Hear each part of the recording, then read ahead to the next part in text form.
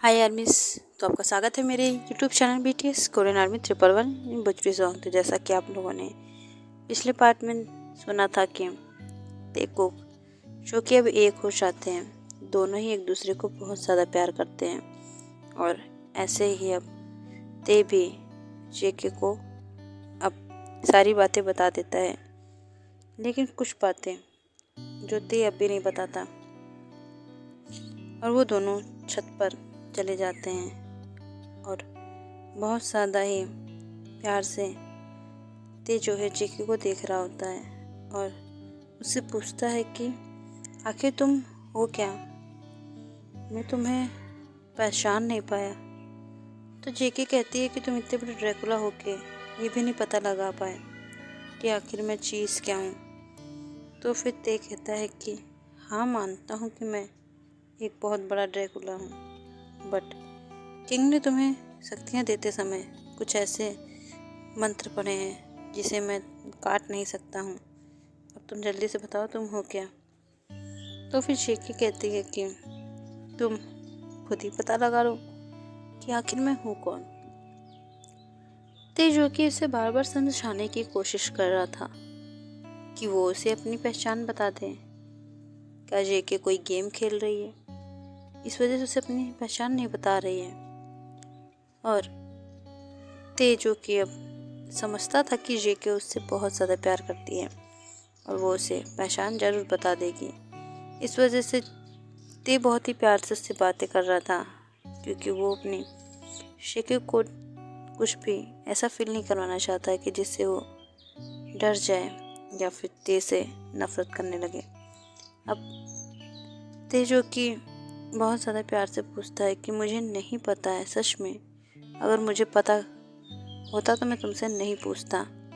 और रही बात, तो तुम्हें भी पता है कि उसने जिन मंत्रों का उच्चारण किया है उसे मैं नहीं काट सकता हूँ।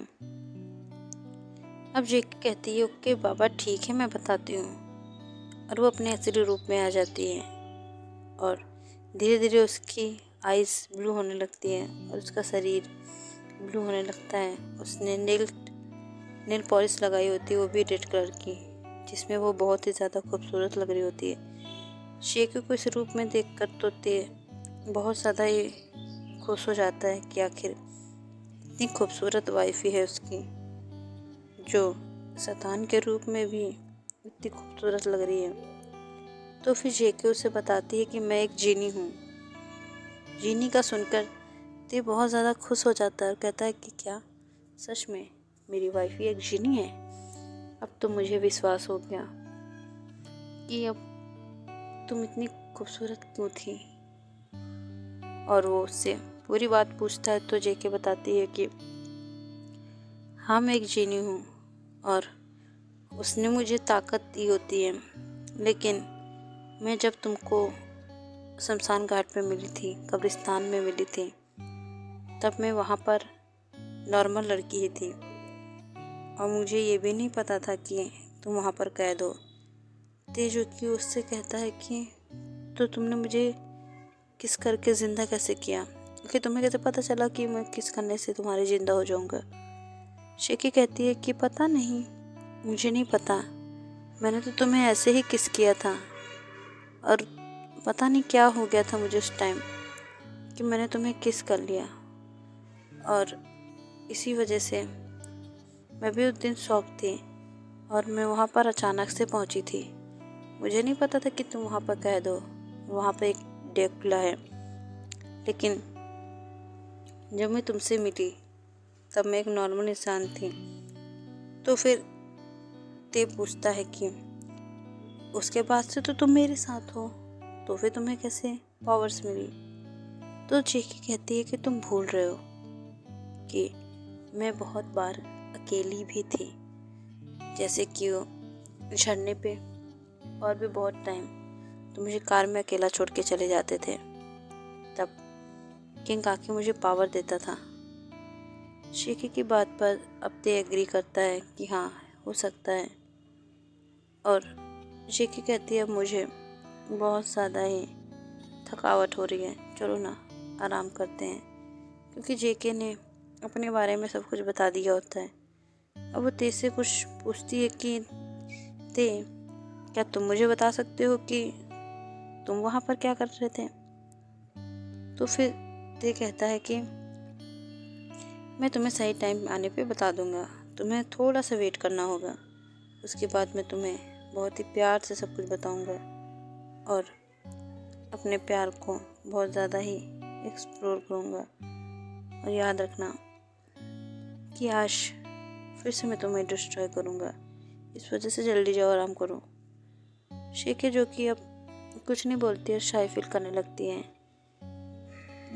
यहाँ पर ते बहुत ज़्यादा ही परेशान होता है कि वो कैसे अब अपनी जेके को अपने बारे में बताए, लेकिन उसको बहुत ज़्यादा ही खुशी होती है कि उसकी जेके एक जीनी है, वो भी इतनी प्यारी कि अब बहुत ज़्यादा ही उसे उस पर प्यार आ रहा था। ते जो कि अपनी जेके को कभी भी नहीं छोड़ सकता है, चाहे कुछ भी हो जाए। और ऐसे ही वो अपने ते को प्यार करने लगता है। ते जो कि अब जेके से बहुत ज़्यादा प्यार करने लगा था और बेइंतहा जो कि वो पिछले जन्म में करता था, सेम उतना ही प्यार करता है वो भी। और ते ऐसे ही जेके के पास रहता है और ऐसे ही जेके ते को एक्सेप्ट कर लेती है, क्योंकि पिछले जन्म में चाहे कुछ भी हुआ हो, उसे अपने बीएफ की सच्चाई नहीं पता था, लेकिन अब वो ते के बारे में सब जानती है। अगर ते उसे कुछ नहीं भी बताया है तो उसे पूरा विश्वास है कि वो उसे बता देगा। इसी वजह से वो अब बेफिक्र होकर ते के साथ रहने लगती है।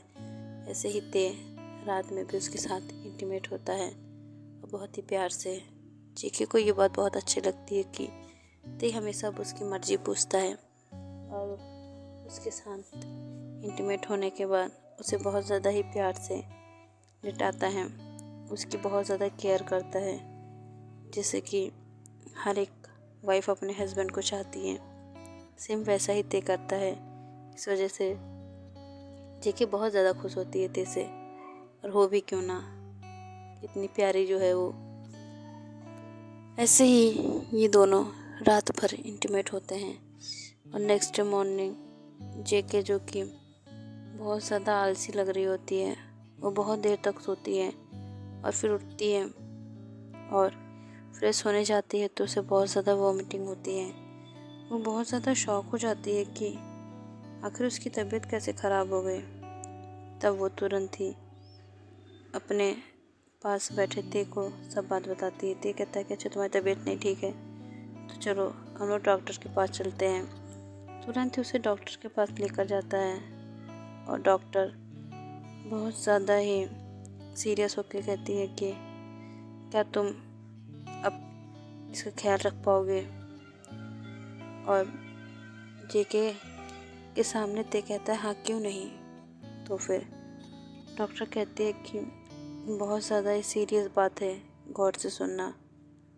तो ते कहता है ऐसी भी क्या बात है, अब बताओ, मैं रख लूँगा इसका ख्याल, क्योंकि मैं इससे बहुत ज़्यादा प्यार करता हूँ। डॉक्टर जो कि अब कहती है कि आप फादर बनने वाले हैं।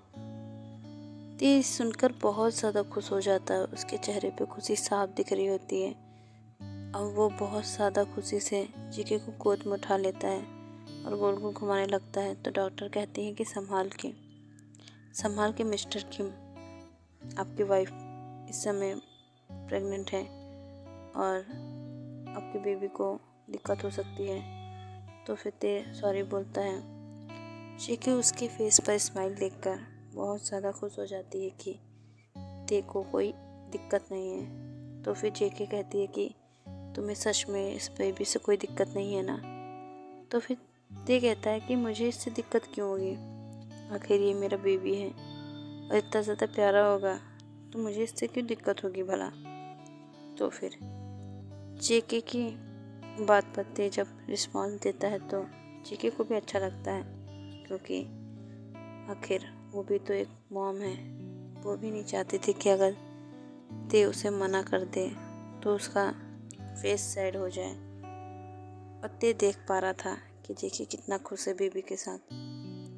इसी वजह से वो बिल्कुल भी अपनी वाइफ को सैड नहीं कर सकता है, वो भी इस मोमेंट में। वैसे भी अपनी जेके से इतना प्यार करता है तो जाहिर सी बात है कि वो उसे कभी भी गुस्सा नहीं दिलाएगा। तो कि भाई यार, मैं इस पार्ट को मैं एंड करती हूँ। नेक्स्ट पार्ट में जानेंगे कि अब क्या ते सच में इस बेबी को रखेगा या फिर नहीं, या फिर उसके दिमाग में कुछ और चल रहा है। ये सब तो हम नेक्स्ट पार्ट में जानेंगे। तो उसके लिए सरांगे आर्मीज।